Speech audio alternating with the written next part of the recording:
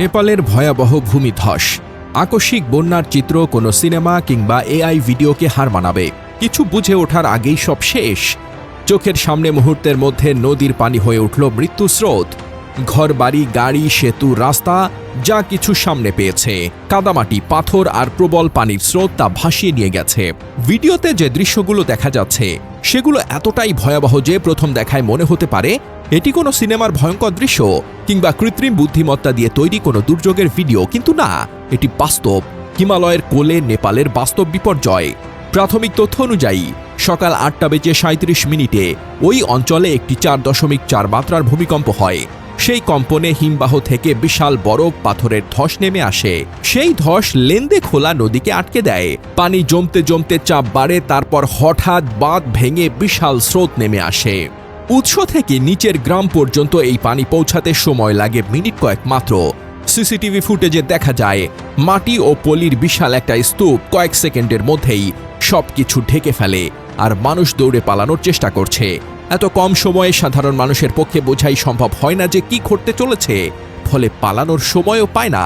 সর্বশেষ প্রতিবেদনে নেপাল ও তিব্বত সীমান্তবর্তী এলাকায় বিপর্যয়ের পর 95 জনের মৃত্যুর কথা এবং শত শত মানুষের নিখোঁজ থাকার কথা উঠে এসেছে। নিখোঁজদের মধ্যে বিপুল সংখ্যক বিদেশি পর্যটকও রয়েছেন। তবে মৃত ও নিখোঁজের সংখ্যা এখনও পরিবর্তিত হচ্ছে।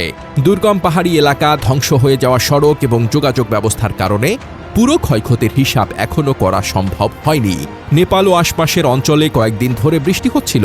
আবহাওয়া পর্যবেক্ষণ সংস্থার তথ্য অনুযায়ী স্থানীয় বৃষ্টির পাশাপাশি দক্ষিণ তিব্বতেও মাঝারি থেকে ভারী বৃষ্টি এবং কিছু এলাকায় অতি ভারী বৃষ্টিপাত হচ্ছিল। অর্থাৎ পুরো অঞ্চলটি আগে থেকে একটি সক্রিয় আবহাওয়া পরিস্থিতির মধ্যে ছিল। কিন্তু আবহাওয়ার পূর্বাভাস থাকা আর কয়েক মিনিট বা ঘন্টা আগে কোনো নির্দিষ্ট গ্রামে ভয়াবহ ফ্ল্যাশ ফ্লাড আসছে, এটি নির্ভুলভাবে শনাক্ত করা এক জিনিস নয়। এটাই পাহাড়ি দুর্যোগের সবচেয়ে ভয়ঙ্কর দিক। হিমালয়ের এমন দুর্গম অঞ্চলে হিমবাহ ও ছোট নদীর ওপর নজরদারি এখনও পুরোপুরি শক্তিশালী নয়। ভূমিকম্প হয়েছিল, কিন্তু সেটি ছোট মাত্রায় হয় এবং ধস, নদী অবরোধের ঘটনা এত দ্রুত ঘটে যায় যে আগে ভাগে সতর্কবার্তা দেওয়ার সময়ই পাওয়া যায়নি।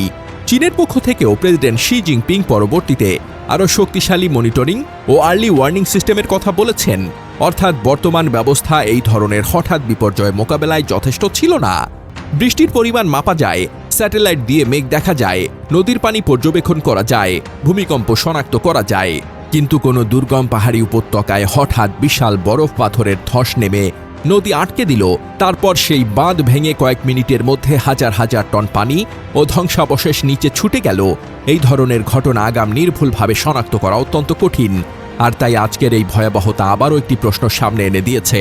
প্রযুক্তি কি দুর্যোগ ঠেকাতে পারে, নাকি শুধু দুর্যোগ আসার পর তার ছবি দেখাতে পারে?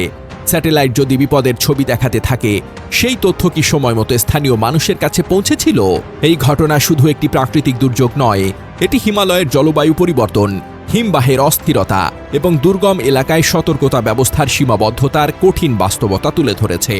মানুষ ভিডিও দেখে আতঙ্কিত হচ্ছে, কারণ সেই দৃশ্যগুলো সত্যি সিনেমার চেয়েও ভয়ঙ্কর।